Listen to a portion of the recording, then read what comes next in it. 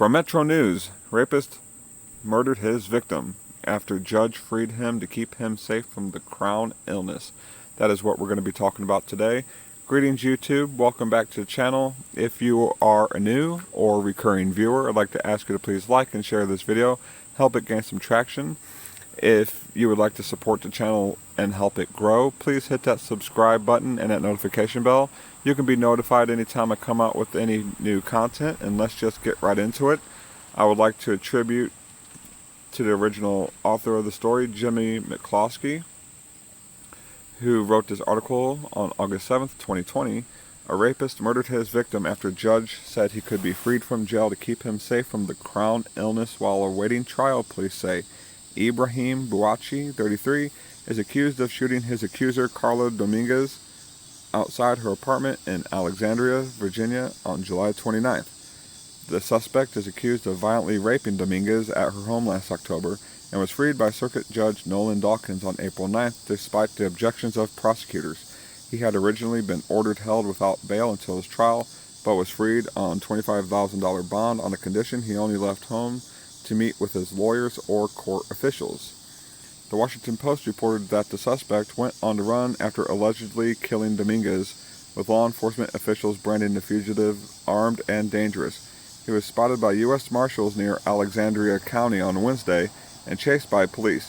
The suspect, who was said to have been in a 4-month relationship with Dominguez, crashed his car, then shot himself. He is now in critical condition at the hospital. Prosecutor Brian Porter also among those infuriated by the decision to free the alleged rapist and murderer. He said, "We strenuously argued that the presumption against granting bail had not been overcome since the facts of the case and the violent nature of the alleged offense." Judge Dawkins retired in June and has not responded to requests for a comment about Dominguez's murder. The suspect was freed after his lawyers Manuel Lieva and Frank Salvato said there was no way of keeping him safe while behind bars. And I'd like to just stop right there and ask, what kept his victim safe from him once he was released by this judge? Raises the question. They argued social distancing and proper disinfecting measures are impossible while incarcerated. Simply put, the risk of contracting the crown illness in jail is exceedingly obvious. The lawyers added that restrictions made it much harder for them to visit their client in jail and also increased the risk of them catching the crown illness as a result. The suspect was one of thousands of prisoners freed on bail or allowed to complete their sentences at home as a result of the crown illness outbreak, which has infected close to 5 million Americans and killed 161,000. Civil liberties groups says it is unconstitutional to keep prisoners in a confined space where they run a greater risk of the crown illness, but others say freeing criminals and suspects poses a danger and a risk to public safety. Dominguez was from Venezuela and is not believed to have had any family living with her in the United States. A GoFundMe page was set up to help pay for her memorial. And that's it, folks. That's the end of the story. I'll put a link in the description to the above article so you can read it for yourself. And I'd just like to ask, what are your thoughts? What are your opinions on this? Please put them in the comments below. As for me, I do think it is outrageous that they're letting criminals of this magnitude go free back into the public on bail.